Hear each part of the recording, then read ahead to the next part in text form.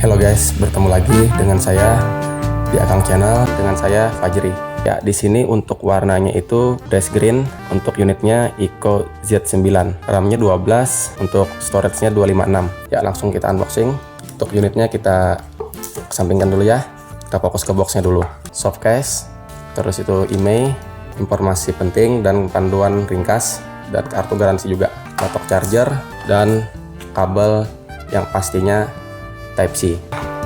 Ya, langsung kita fokus ke desainnya dulu ya guys. Wow. Samping kanan ini ada tombol on off yang merangkap jadi fingerprint, tombol volume.